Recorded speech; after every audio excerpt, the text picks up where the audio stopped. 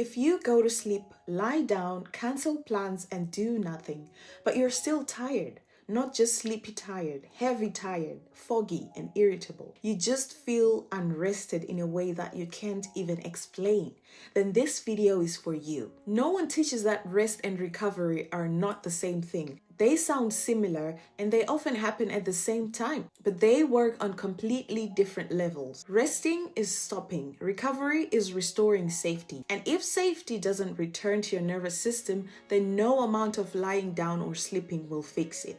So let's get into it. Rest is mechanical in that you stop moving, you stop working, you stop putting energy, and that matters because the body needs breaks. But recovery is biological and it's emotional. Recovery is what happens when your nervous system decides, I am no longer in danger and I am safe. That decision is not logical, it's not conscious, and you cannot force it. You can be in bed for 8 hours and still be in survival mode the entire time. That's why someone can go to sleep and still wake up tired and tense and still feel like the day hasn't even started yet. What happened is that their body rested, but their nervous system never rested. Now, here's something that most people don't realize. Doing nothing is only restorative if your nervous system interprets it as safe. For many people, stillness does the opposite. The moment things get quiet, the body doesn't relax. It actually tightens, okay? Thoughts get louder. The mind starts scanning. That's a nervous system that learned that stillness wasn't safe. If your system associates safety with movement, productivity, vigilance, or responsibility, stopping can feel like a threat. Resting is not good. So you may take a day off, but your system stays on high alert. You sleep, but your nervous system is still on.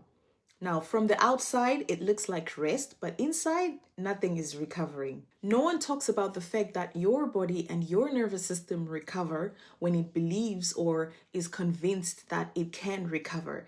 It doesn't happen just because you have scheduled for it. That belief comes from signals, not thoughts. Signals like breathing slow and steady, softening muscles, a sense of internal permission, not having to monitor or anticipate, not being on for anyone else. When those signals are present, the nervous system shifts, heart rate variability improves, digestion turns back on, hormones rebalance, tissues repair. That's recovery. You don't always feel it. Sometimes you feel it as relief or even heaviness or emotions surfacing. And that is because the body finally feels safe enough to process. When I finally felt safe, emotions I'd been holding in for years began to surface. Not because things were falling apart, but because my nervous system no longer had to stay in survival mode. That's often what recovery looks like. Emotions rise once the body feels safe enough to process them. Some nervous systems were trained by life to stay alert no matter what. People in caregiving roles, people who carry responsibility for others' survival, like mothers and fathers, people who had to adapt quickly, often without support. For example, many healthcare workers rest between shifts, but their systems never fully power down. Their bodies learned that being off duty doesn't mean being safe, it just means waiting. Similarly, many immigrants rest physically but stay neurologically vigilant. New environments, unfamiliar systems, and constant adaptation. These teach the nervous system to stay on guard, even in quiet moments. This is the conditioning happening at a cellular level. Their nervous systems did exactly what they needed to survive. But survival mode doesn't switch off when the day ends. When your system does not recover, it starts to compensate. And one of the first systems to pay the price is digestion, because it is not essential for immediate survival. A nervous system in danger mode prioritizes alertness, muscle readiness, blood flow to the limbs, and quick energy access. Digestion requires safety. You can't fully digest while you're braced or alert. You can't absorb nutrients while you're scanning. You can't repair the gut lining while stress hormones are elevated. So you will have symptoms like bloating, constipation, acid reflux, food sensitivity, loss of appetite, or constant hunger.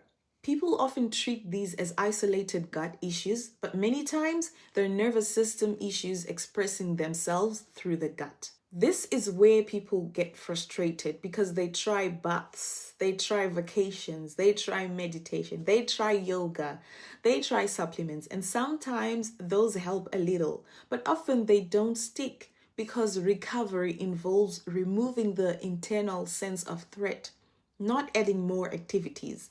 If your system believes that you must stay alert to survive, it will override every relaxation attempt that you make because it's protecting you. So, how do you get to a point of recovery? See, recovery is a skill. Your nervous system has to be reintroduced slowly to safety in stillness. But you don't do it through force and discipline.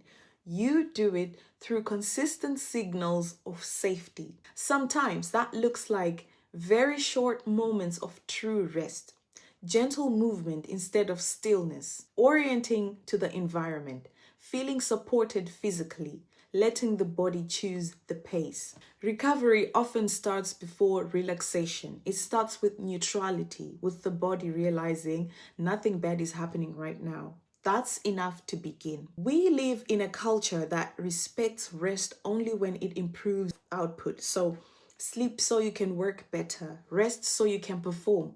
But this type of mindset works against recovery. Okay, you are not a mobile device that needs charging so it can work tomorrow.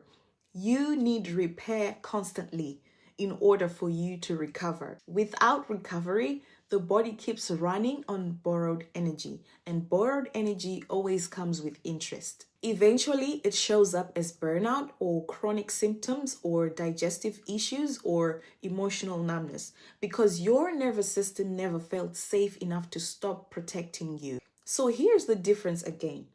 Rest is stopping activity. Recovery is restoring safety. You can have one without the other, but you can't heal without recovery. If you have been resting and still feel exhausted, nothing is wrong with you.